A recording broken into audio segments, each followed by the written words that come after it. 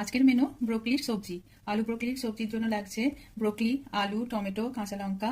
আর ফোড়নের জন্য লাগছে গোটা গরম মশলা, একটা তেজপাতা, একটা শুকনো লঙ্কা, কিছুটা পাঁচ ফোড়ন। আর শুকনো মশলায় লাগছে হলুদ গুঁড়ো, কাশ্মীরি লঙ্কার গুঁড়ো, জিরে গুঁড়ো, ধনে গুঁড়ো, পরিমাণ মতো লবণ, আর একটু চিনি, আর একটু আদা বাটা।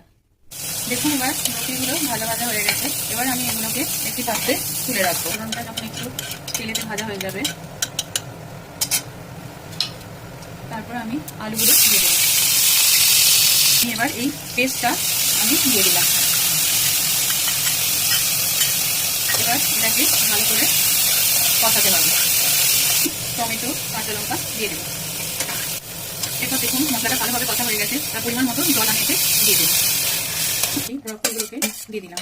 এবার এর সঙ্গে আমি এটাকে ভালো করে নেড়ে আবার আমি কিছুক্ষণের জন্য এটাকে চাপা দিয়ে সিদ্ধ করতে দেবো। এবার দেখুন একদম রেডি আমাদের ব্রকলি আর আলুর